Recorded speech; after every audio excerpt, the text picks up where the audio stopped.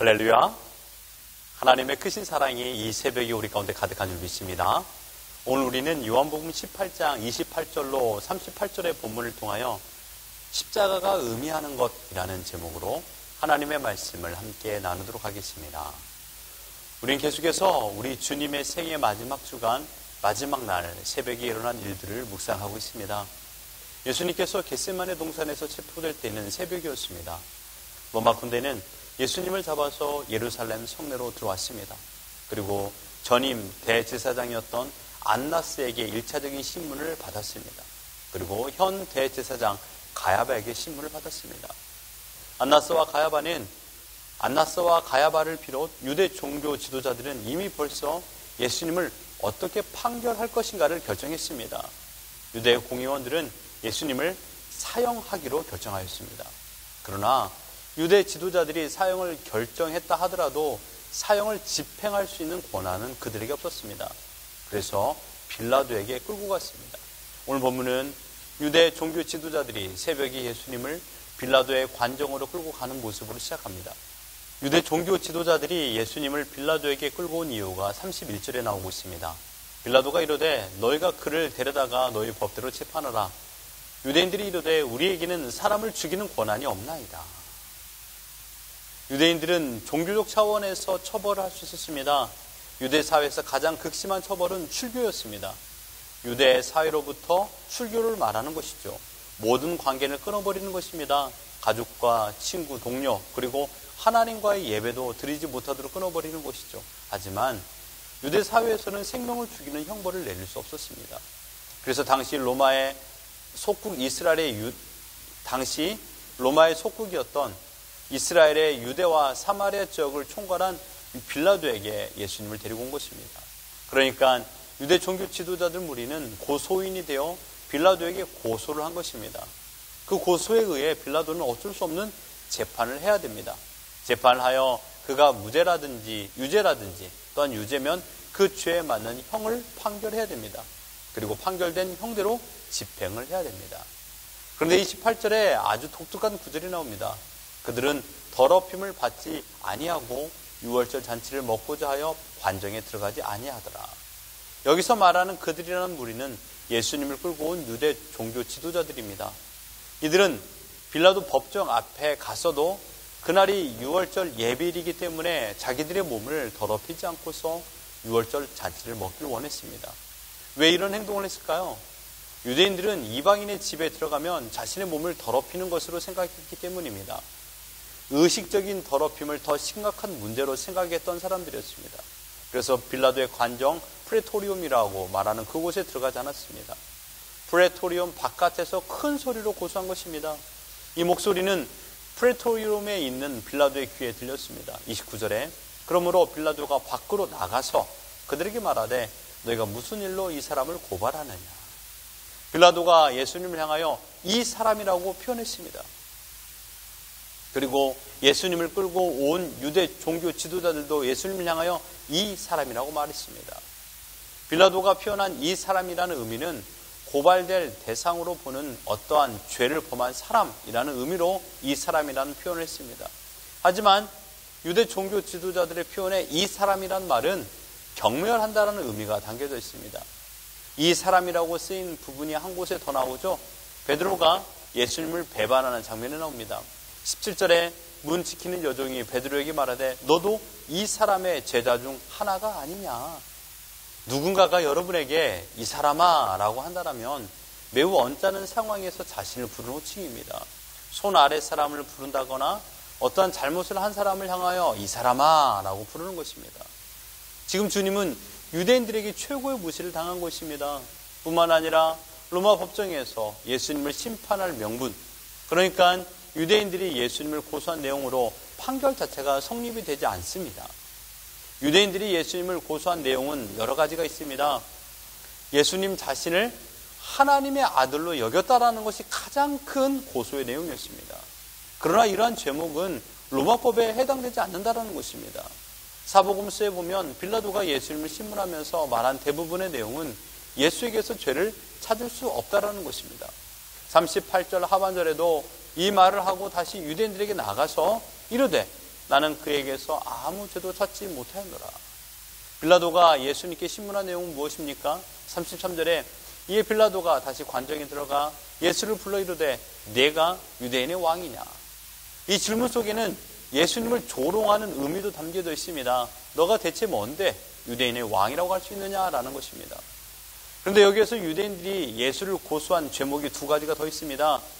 누가복음 23장 2절에 보면 고발하여 이르되 우리가 이 사람을 보매 우리 백성을 미혹하고 가이사에게 세금 바치는 것을 금하며 자칭 왕 그리스도라 하더이다 하니, 정리해 보면 유대인들을 미혹하였고요, 둘째는 가이사에게 세금을 바치는 것을 금했고요, 세 번째는 자신을 스스로 왕이라고 한다는 것입니다.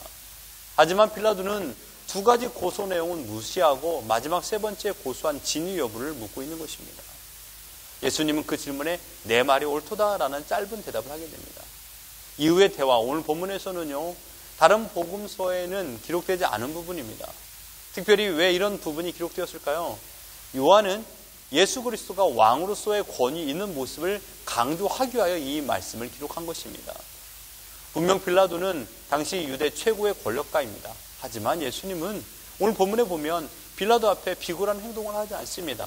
오히려 대화의 주도권을 가지고 당당하게 대답하여 나가신다라는 것이죠.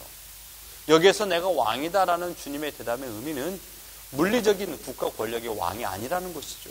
빌라도가 생각하는 그런 무서운 존재의 왕을 말하는 것이 아닙니다. 진리를 증거하기 위해 세상에 온 왕이라는 것입니다.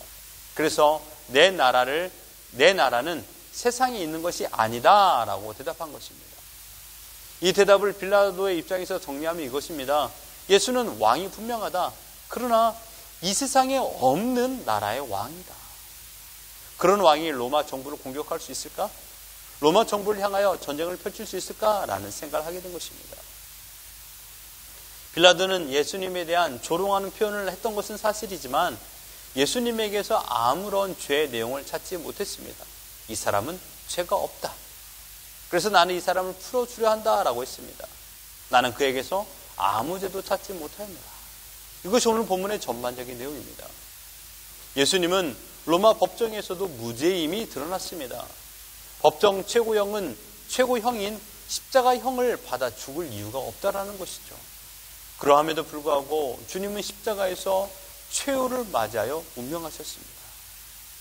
오늘 본문에서 로마 법정에서 예수님의 무죄를 판결한 내용을 봤습니다. 그렇습니다. 유대 종교 지도자들이 그토록 죽이고 싶어하는 예수를 로마 법정에 고소하였고 그것도 아주 많은 사람들이 고소하였기에 빌라도는 직접 예수를 신문하였지만 예수님에게서는 사형을 내릴 만한 죄가 없다라는 것을 발견하게 됩니다. 예수님은 사회법을 어긴 극악한 분이 아닙니다. 그러함에도 불구하고 왜 십자가에 죽으셔야만 했을까요? 고린도후서 5장 21절에 보면 하나님이 죄를 알지도 못하신 이를 우리를 대신하여 죄로 삼으신 것은 우리로 하여금 그 안에서 하나님의 의가 되게 하려 하십니다. 그리스도의 무죄성을 하나님께서 인정하셨습니다. 빌라도가 인정하고 있습니다. 하지만 하나님께서 그리스도를 죄인으로 삼으신 것의 의미는 하나님께서는 예수님을 실제로 죄인처럼 취급하셨고 그로 인하여 하나님의 진노를 받으셔야만 했다라는 것입니다. 즉 예수님이 받은 십자가에서의 죽음은 죄인된 우리가 죽어야 될 그 모습이라는 것입니다. 하나님은 예수님을 향하여 너 죄인해 라는 것입니다. 그래서 우리가 받을 모든 형벌을 주님이 대신 받아 십자가에서 죽었습니다. 로마서 5장 8절에 우리가 아직 죄인 되었을 때 그리스도께서 우리를 위하여 죽으심으로 하나님께서 우리에 대한 자기의 사랑을 확증하셨느니라. 죄로 말미암아 죽어야 될 그 자리에서 주님이 우리 대신 죄인이 되어서 십자가에서 죽어주셨습니다. 나의 죄를 사하기 위하여 주님이 죽으신 것입니다. 아무런 죄가 없으신 주님이 만민의 죄를 안고 우리가 범한 것 때문에 죽으신 것입니다.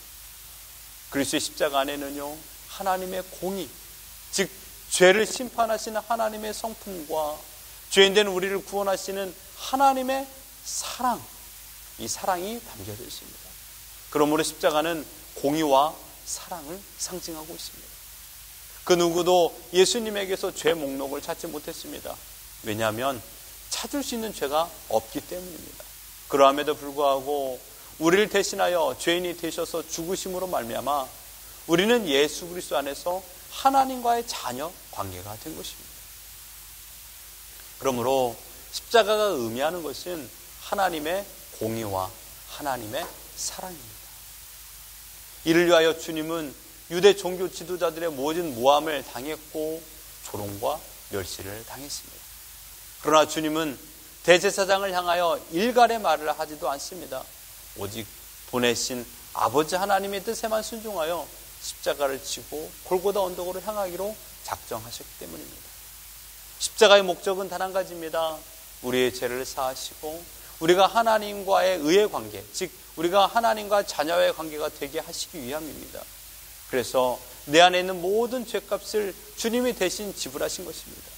이것이 하나님의 공의로운 심판이요, 이 공의로운 심판을 나에게 내린 것이 아니라 죄 없으신 예수님께 내려 죽게 하신 것이 하나님의 사랑입니다.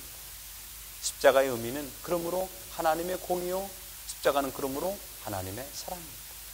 이 놀라운 공의와 사랑으로 우리는 하나님의 자녀가 된 것입니다. 헛되이 자녀가 된 것이 아닙니다. 공짜로 자녀가 된 것이 아닙니다. 주님의 거룩한 죽음이 있어서 우리가 하나님의 자녀가 된 것입니다. 이 놀라운 은혜를 베푸신 분이 바로 우리 아버지 하나님이십니다. 아버지 하나님의 크신 사랑에 여러분 감사하는 하루가 되십시오. 더욱 하나님의 뜻 안에서 하나님께 영광 올려드리며 오직 하나님을 따라 이 땅에서 믿음을 지켜나가는 우리 모두가 되기를 예수 그리스도 이름으로 축원합니다.